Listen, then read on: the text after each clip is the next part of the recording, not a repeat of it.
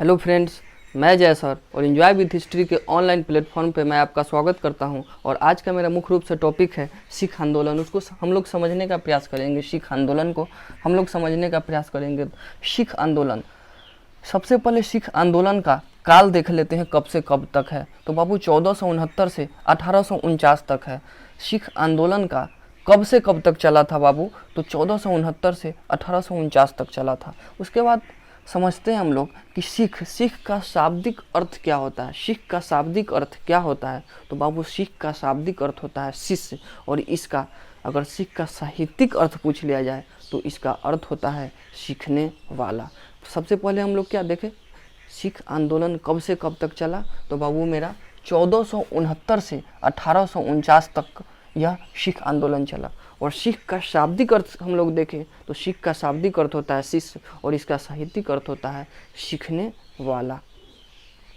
सिख आंदोलन का स्वरूप पहले धार्मिक था, लेकिन आगे चलते चलते आगे कुछ दिन उपरांत इसका स्वरूप राजनीतिक हो गया। कैसे हो गया उसको हम लोग देखेंगे। और इसमें दो ऐसे शिष्य हुए हैं, बंदा बहादुर और रंजीत सिंह ने इस आंदोलन में महत्वपूर्ण भूमिका निभाया। दो ऐसे व्यक्ति हैं, बंदा बहादुर और रंजीत सिंह ने इस आंदोलन में महत्वपूर्ण भूमिका निभाया। उसको हम लोग देखेंगे। लेकिन सिख के 10 गुरु हुए हैं। 10 गुरु का नाम इस प्रकार दिया हुआ है। ये वन डे जितने भी एग्जामिनेशन होते हैं उसमें ऐसे प्रश्न को पूछ लिए जाते हैं। जैसे आपसे क्वेश्चन पूछ लिया जाएगा कि सिख धर्म के संस्थापक कौन थे? तो बाबू गुरु नानक जी थे। पूछ दिया जाएगा सिख धर्म के 5वें गुरु कौन थे? तो गुरु अर्जुन देव थे। सिख धर्म के 10वें गुरु कौन थे?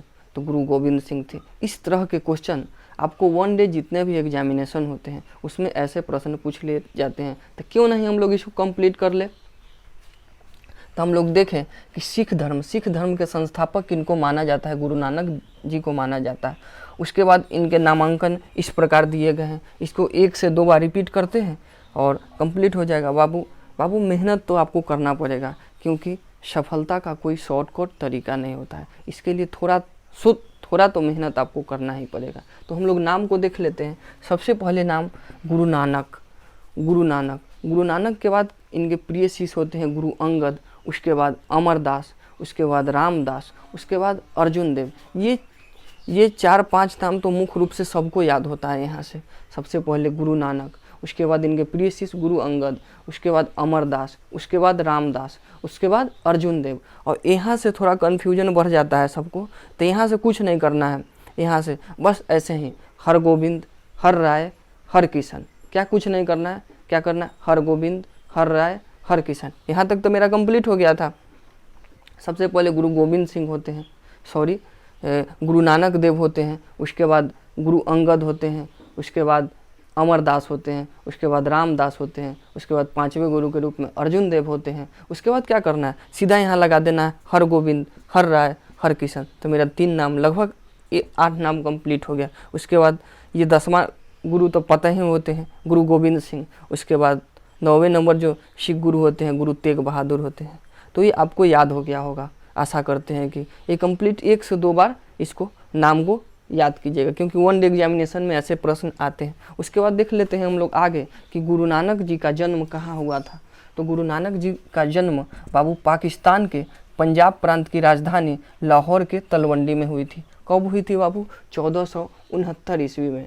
यह इनका जन्म कहाँ हुआ था? पाकिस्तान के पंजाब प्रांत की राजधानी लाहौर के तलवंडी में हुई थी। और यही तलवंडी को अभी वर्तमान में नानकाना साहिब कहा जाता है। उसके बाद इनका जन्म कहाँ हुआ था? तो फिर से रिपीट कर लेते हैं। पाकिस्तान के पंजाब प्रांत की राजधानी लाहौर के तलवंडी में हुई थी। कब हुई थी? तो 1469 में। उसके बाद इनके पिता का नाम देख लेते हैं। इनके पिता का नाम बाबू कालू मेहता होता है। इनके पिता का नाम कालू मेहता होता है और एक नाम और है कालू चंद मेहता। दोनों नाम आपको बुक में मिल जाएगा। अगर नहीं मिलेगा तो कंफ्यूज मत होइएगा। कालू मेहता भी है और कालू चंद मेहता भी है। उसके बाद इनके पिता जो थे एक व्यवसायक थे, एक व्यापारी थे, जो इसी में गुरु नानक जी को आगे बढ़ाना चाहते थे व्यापारी के क्षेत्र में ही, लेकिन इनके पिता एक व्यवसाय थे। उसके बाद इनकी बहन का नाम क्या था? नानकी था। इनकी पत्नी का नाम क्या था? सुलक्षणी था। और पुत्र का क्या नाम था? श्रीचंद था। ठीक।